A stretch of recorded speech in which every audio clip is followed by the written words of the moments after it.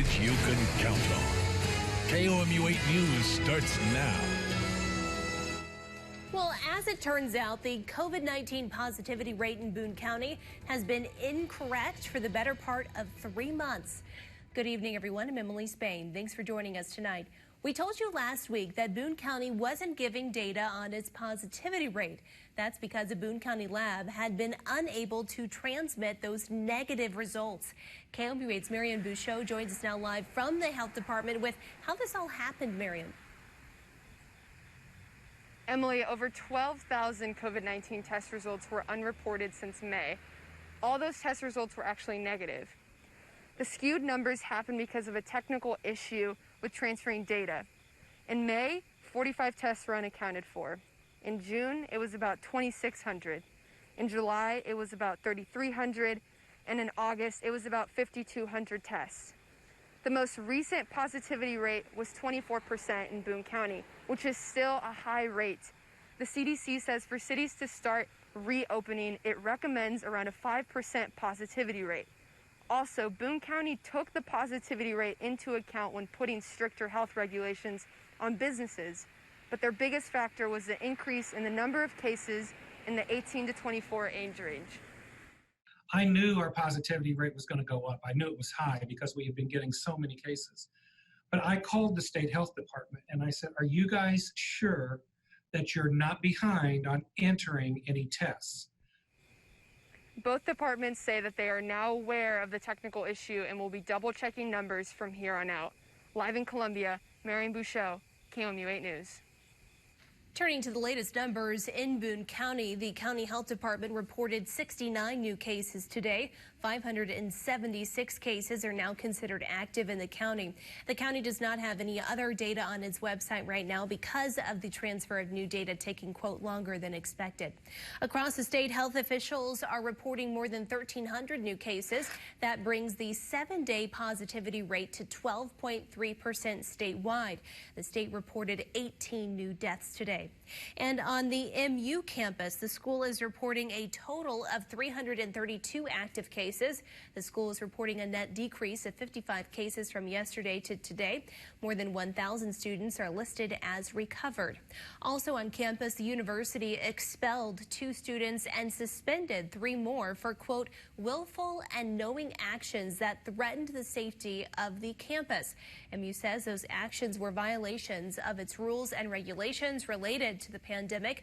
That includes requirements that students who test positive are isolating and social distancing. 11 student organizations are also under investigation for violations of those rules.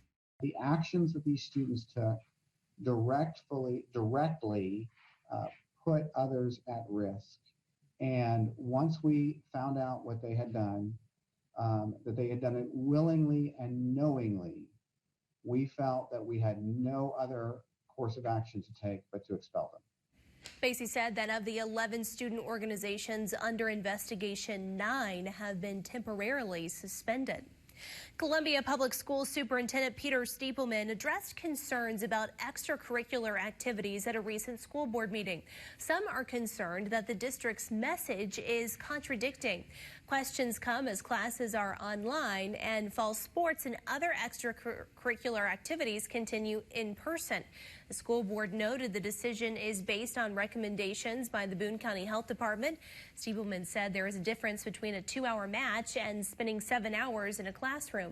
A father of 2 CPS students says he feels like the district has forgotten about non-athletes. My question again is, so if you're a student who's not involved in athletics, what is the Columbia School Board doing to go above and beyond to make sure that they also feel engaged, that they also feel like they're participating in the school culture? CPS also said in the meeting plans for extracurricular activities are subject to change. The district will keep monitoring COVID-19 in its serving area here in Boone County. The Callaway Senior Center says it's experiencing setbacks after a lack of communication with the Columbia nonprofit. The Callaway Senior Center is left without a director after she was fired yesterday. The program has been operating without a contract or yearly budget since June 30th. The center's budget comes from state money and donations through Aging Best. That's a Columbia nonprofit. Former Senior Center Director April Redmond says it is her mission to make sure Callaway seniors are taken care of. I vowed to try to help the seniors in Callaway County live on their own as long as they could, and I thought, well, what better way to do that than to run the senior center to keep them more active and to be able to bring them meals. The Callaway Senior Center is holding a board meeting tomorrow at 3 and hopes to see community support.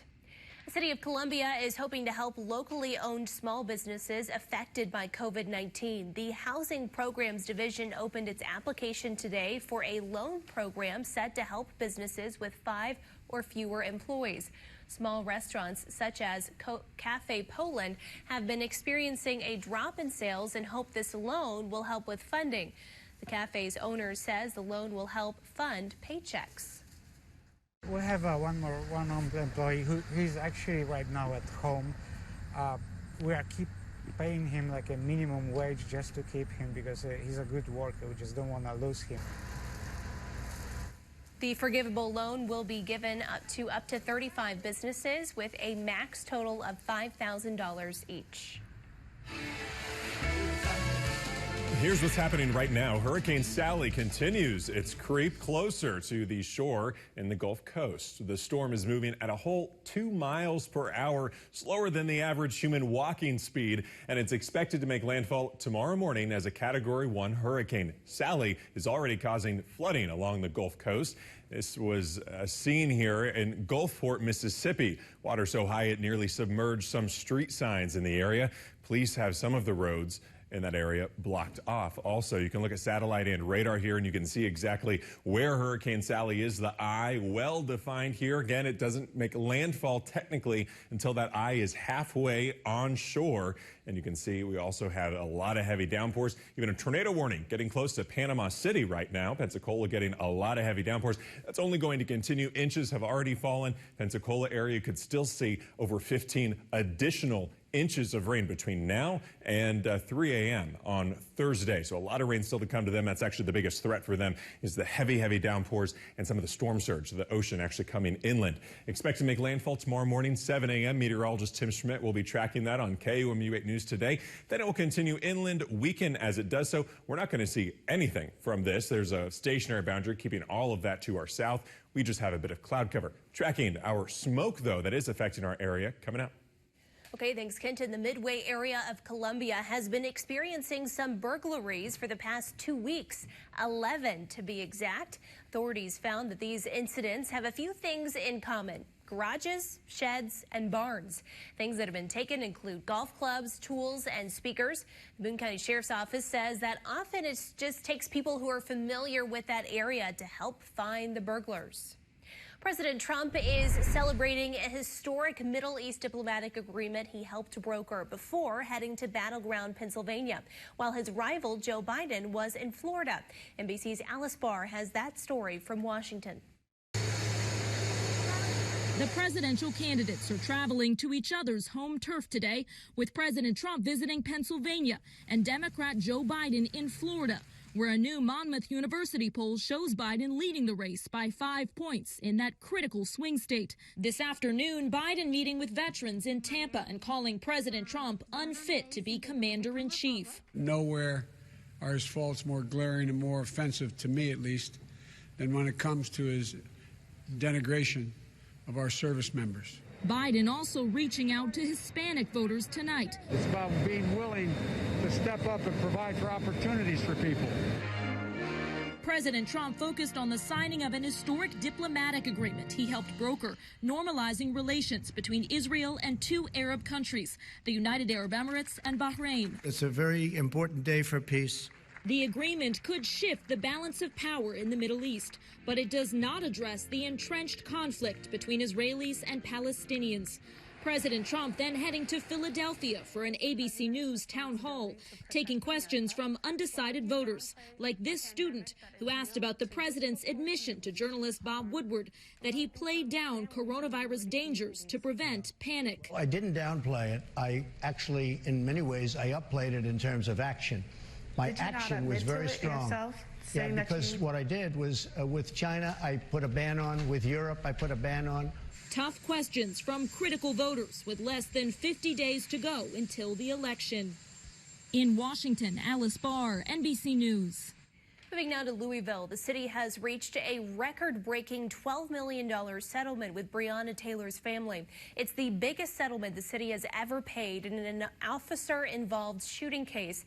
And it also comes with a long list of police reform policies, including changes to how warrants are approved and executed. Taylor's family still wants criminal charges. No charges have been filed against the officers involved, and 2 of the 3 are still working on the force. New York City firefighters pulled off a daring rescue this afternoon after scaffolding collapsed on the city's Upper West Side. Workers had to be rescued when that scaffolding gave way. A firefighter rappelled off the side of the building and helped another firefighter get a worker through a window.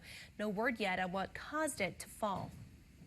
Ahead for us tonight, flu season is around the corner. Between that and COVID-19, what doctors say to expect. Plus, Apple holding a virtual event today, the new devices that were unveiled. Temperatures tomorrow morning around 60 degrees, and then we're going to warm up to around 80 in the afternoon. A little cooler thanks to that smoke. The full forecast coming up. Well, flu season is coming up, and health experts are calling it a possible twindemic. It's when the flu meets COVID-19. No, thank you. KOMU8's Alex Engel tells us what doctors are urging all Americans to do this year to stay safe. It's time to roll up your sleeves for the flu shot.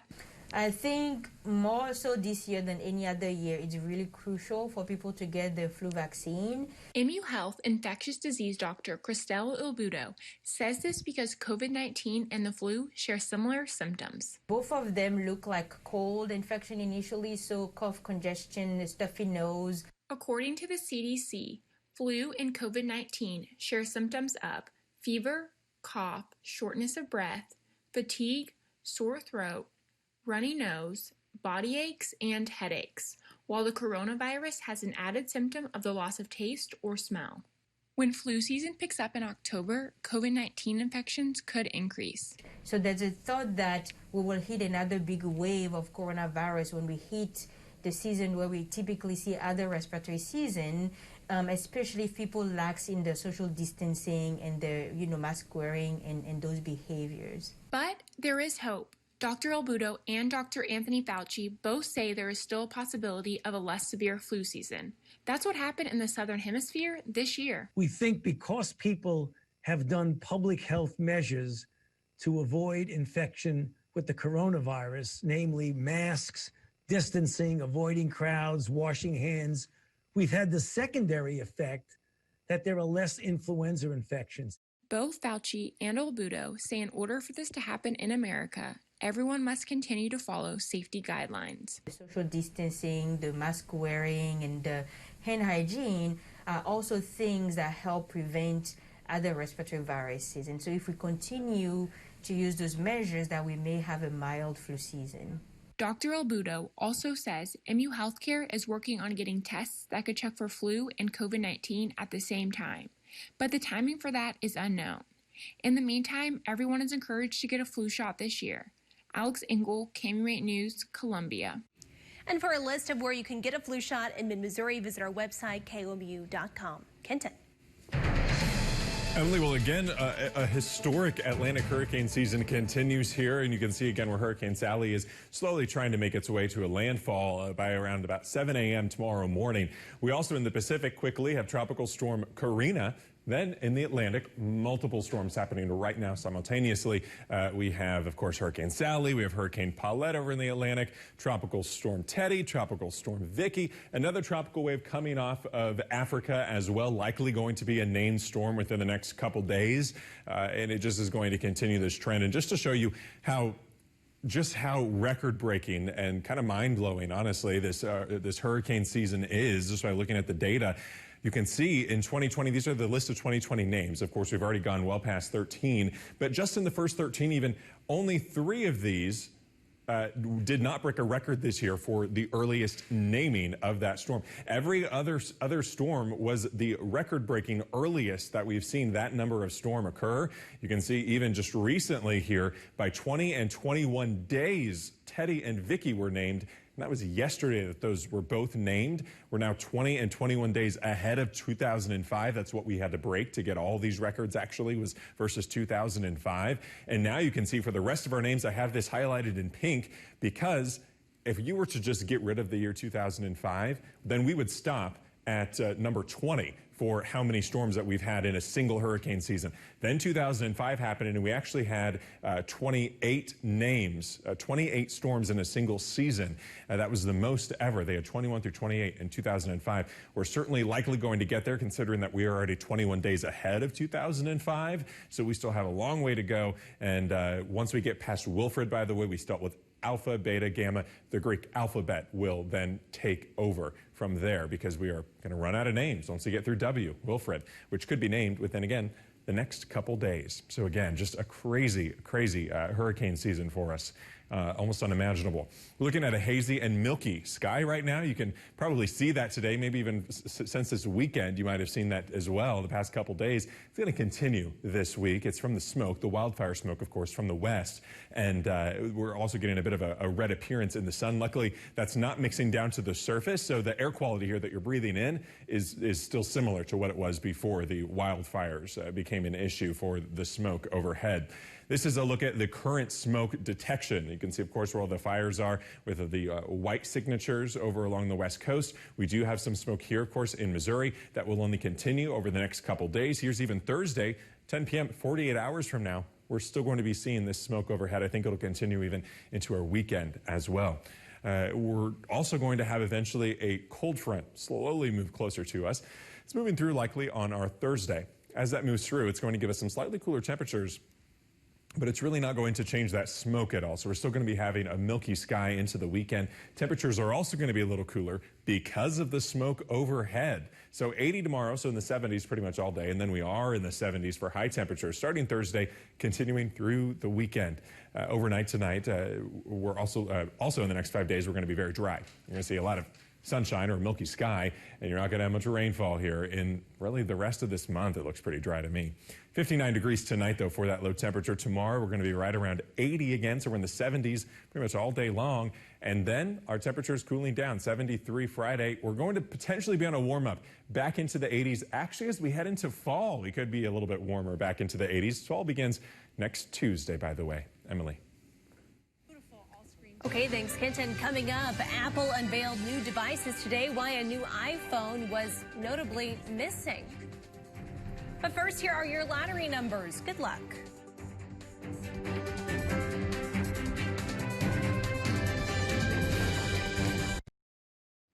Apple unveiled a few new devices and services in a virtual event today. The company unveiled a new lineup of iPads and Apple Watches, as well as a new workout service designed for people using the Apple Watch. Apple normally unveils new iPhones in September, but experts say the pandemic delayed manufacturing. Experts say iPhone news will come as early as next month. Kenton. Emily, your SunSense numbers the next few days. We're down to a 5 now, Wednesday through Friday on our scale from 1 to 11. Sports with Ben is next. Now from the Ford Sports Desk, KOMU8 Sports. It looks like the Big Ten could play football after all this season in about a month. We know this in part because University of Nebraska President Ted Carter was heard over a hot mic today saying, quote, "We're getting ready to announce the Huskers and Big Ten football tonight," end quote. No such announcement has occurred, but several reports, including one from Stadium's Brett McMurphy, say that the Big Ten will start an 8-game football season as early as October 17th, with the goal of playing the Big Ten title game on December 19th, the day before the college football playoff matchups are announced. The conference will need 9 of its 14 schools to vote yes to proceed with the season. Meanwhile, closer to home, Mizzou opens their season a week from Saturday at home against Alabama, and some student fans will be allowed inside. Today, the athletic department announced that about 1,000 students will be able to attend home games this season. The students will have to buy tickets as general admission, $20 each, and sit in groups of 2, 4, 6, or 8. Mizzou had previously announced that Memorial Stadium will have no more than 25% of its normal capacity of fans this season in socially distanced seats. A return to the court for the Columbia College volleyball team tonight. NAIA schools have their national tournaments moved to the spring, but AMC conference play proceeds here in the fall. So like Mizzou and the SEC, the Cougars are playing a split season. They hosted Tabor at Southwell tonight, fresh off of their nation-leading 26th national tournament appearance last year. AMC Setter of the Week, Louisa Ferreira with a nice set here, and Cecilia Westfall. It goes a roll shot for the kill. Later, off of a nice dig, Ferreira will have another set, and reigning AMC Attacker of the Week, Jacqueline Silva with the kill. Cougars were rolling, and later on another nice dig. This one from Madison Irvin leads to another Ferreira set, and Sydney Branson puts it away, and the Cougars sweep Tabor 3-0 to win their home opener. To the softball diamond, undefeated Rockbridge hosting Jefferson City, a big day for the Bruin Bats. Abby Hay with a base hit up the middle. That scores a run, and the route was on at Rockbridge. Later, it's Sophie Shupp to left field. That brings in Cindy Fullerton, and it was 5-0 Rockbridge. Jefferson City using some defense to try and stay in it. Kara Daly, a nice pick, and the throw at the plate to get the runner, but too much Rockbridge as Maddie Snyder caps it off. That scores another, and the Bruins win in run rule fashion 10-0. They're still undefeated. Meanwhile, across the city, Battle hosting Hickman. Early in this one, Chelsea Gleba with a slow roller. That will score Aliyah McCarthy from third base, and she was safe at first as well. Then Battle would go on to score the first 6 runs of the game. However, Hickman would fight back. Lucy Hurtado, ground ball base hit to drive in Olivia Johnson from second base as she's safe at the plate.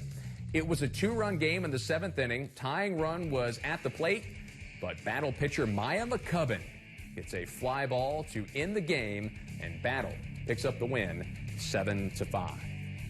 Major League Baseball released its schedule plan today. They'll do the bubble system with the National League teams playing in the AL parks in Texas and the American League teams playing in the NL parks in LA and San Diego. And the Cardinals could be in the mix for this, with 8 teams per league making the playoffs, including all second-place teams. The Cardinals at Milwaukee sitting a game ahead of Cincinnati for second place in the Central, entering tonight. Good start for St. Louis. Paul Goldschmidt doubles out to the wall in the first inning to score a run. It was 1-0 Cardinals, but all Brewers from there, and I mean all Brewers from there. Kristen Yelich with a solo home run to tie it in the bottom of the first, and then a flood of Milwaukee runs from there. 2 of them scoring on this Omar Narvaez single. A 9-run 4th inning for the Brewers as they win it big, 18-3. My goodness. Big-time win for Milwaukee. Royals against the Tigers. Jorge Bonifacio singles in the bottom of the first to center field. That brings in a couple of runs, and it was all Detroit in this one. Miguel Cabrera follows that up with a huge home run opposite field to right, and it's a shutout victory for Detroit tonight. Final score 6-0. Former Tiger pitcher Tanner Houck made his big league debut for Boston and Miami. He pledged to donate $100 for every strikeout in his major league career to an adoption center just outside St. Louis. And here is your first $100. Houck went 5 innings, struck out 7 as Boston won 2-0. And that's all for sports. Tomorrow looks to be the warmest day until the start of fall, actually. 80 degrees tomorrow, then we're in the 70s for high temperatures, even some lower 70s by the end of this week. But then next week, we're on a warming trend again back into the 80s. Hard to beat 70-degree weather. Sunny and 75 coming up. I'll take it. We'll see you back here tomorrow. Have a good night.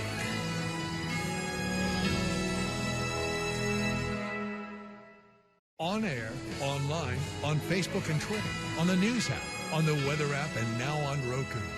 KOMU 8 News. Coverage you can count on.